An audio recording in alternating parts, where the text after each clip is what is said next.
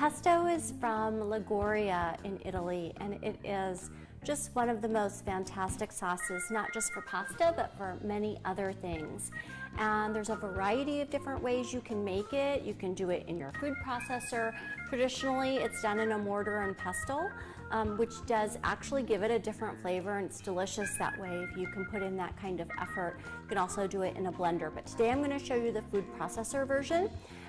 And the ingredients that you're going to need are 4 cups of fresh basil that have been washed and dried and ready to use, 3 tablespoons of pine nuts, 3 to 4 tablespoons of great extra virgin olive oil, and 2 tablespoons each of Romano and Parmigiano Reggiano, and a couple of cloves of garlic. And I say a couple of cloves because it's always hard to know how much garlic because of the size. If your garlic cloves are super small, then you might want to use 4 or 5 pieces of garlic. If they're really big, you might want to use 1. And it also depends on your taste. It's so hard, I have to keep up my strength. My husband and I really love garlic, and so for us, I tend to put a little bit more in, but it's really something that you should consider and put in the amount that you like. Garlic also, when it's not been heated, has fantastic antibiotic properties. So keep that in mind if you want to add a little bit more. It's so hard, I have to keep up my strength. Okay, so a note on toasting of pine nuts and nuts in general for pesto. The traditional recipes in Liguria, you do not toast the pine nuts. However, my husband happens to like it, and I do too, and so sometimes I do toast them. It really depends, but if you do toast your pine nuts, this is something that you have to watch and be very careful with, because they will burn like that. And once you burn pine nuts, you cannot use them. They're really bad, and they have a terrible taste and flavor. So again, the decision is up to you if you want to toast them or not. Today I'm going to do them raw. I'm not going to toast them, but you can do that if you would like. It's so hard, I have to keep up my strength.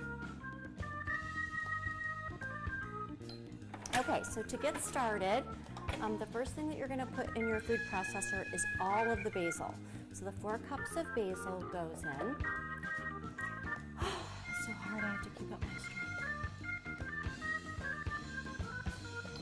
Okay, first up, 4 cups of basil in your food processor and a pinch of salt. I'm using a 1/4 teaspoon. Again, you can always put more salt in, but you can't take it out, so be very careful about how much salt you add initially. And then throw in your garlic, and you're going to put a couple tablespoons of olive oil, and we're going to blend this first by itself. So hard, I have to keep up my strength. We're going to make this into a paste. So we want to go kind of slowly, and we don't want to go overboard with this. Just really quickly blend it into a paste. Very nice. Okay, next up. So hard, I have to keep up my strength. And now from here, you're going to put in 3 tablespoons of pine nuts.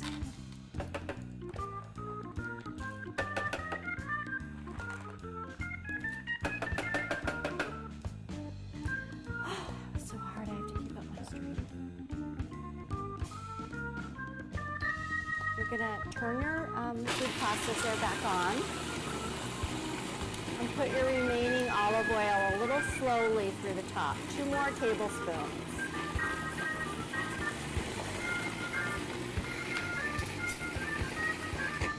Again, take this off, make sure that you go around the sides, because you see there's some pine nuts that are trying to escape. They're crafty little guys. You want to make sure you get those back in.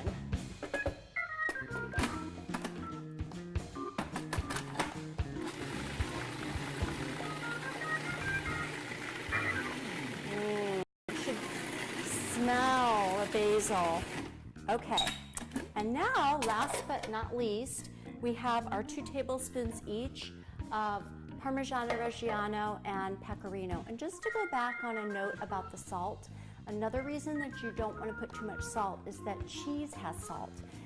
Parmigiano has a lot of salt, but Pecorino has quite a very salty taste. So if you put a lot of salt earlier, then you would have way too much of a salty taste. So that's another reason to dial back your salt and then add it later if you feel like you really need it.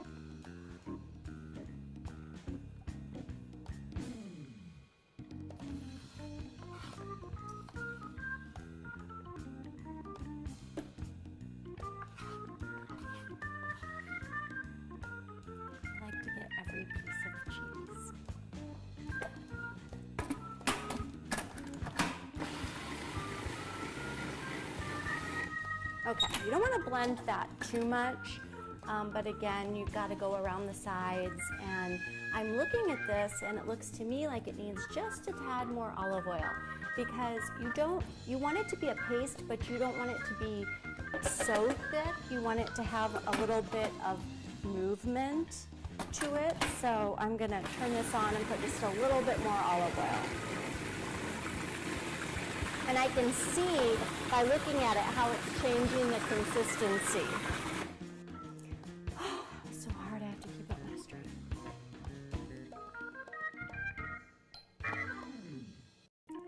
So you can see how gorgeous this is. I wish you could smell it. Oh, it's so hard, I have to keep up my strength. All right, so we've got our gorgeous pesto. I wish you could smell how good this smells in my kitchen right now. It's all I can do not to boil some pasta right this second and eat it all myself. But there's so much you can do with pesto. You can put it over hot pasta with a little, tablespoon of butter, and it is just, the aroma of the pesto will just come out at you and just be so inviting.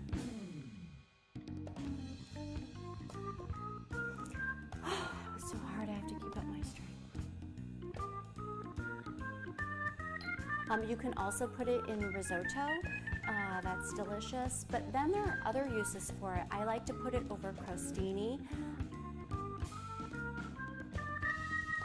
In the summer, when we have so much basil at our house, I just make it and freeze it. You can just put this right into the freezer, and in December, you're going to be so happy when you find it in the back of your freezer. You can also use it in sandwiches. So hard, I have to keep up my strength. So maybe instead of mayonnaise one time, put some pesto. That is absolutely delicious. And you can even put a dab over some, hot sauteed vegetables. You can roll it into meats, chicken. You can put it under the skin of chicken while it's roasting. So there are just so many uses for it.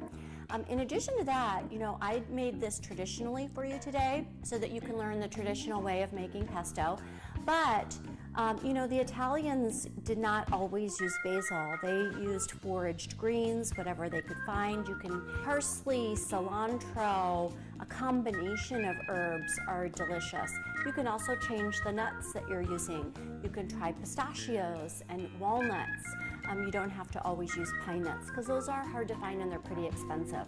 So, feel free to play around with this, but when you play around with it, you've got to be thinking about how those changes are going to affect the taste.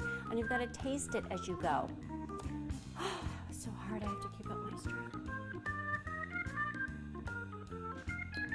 When I make it with pistachios, I use less nuts because the pistachios have a very strong flavor. If you're going to make it with parsley or cilantro, then you might want to even consider changing some of the hard cheese that you're using. So hard, I have to keep up my strength. And one of my favorite alterations to pesto is when I have arugula, and especially baby arugula in the garden. Because arugula pesto is to die for. So I hope that you've enjoyed learning the very traditional way of making pesto, and that you'll take this idea and start to make it your own with the different ingredients that you have and that you find. So, buon appetito! you.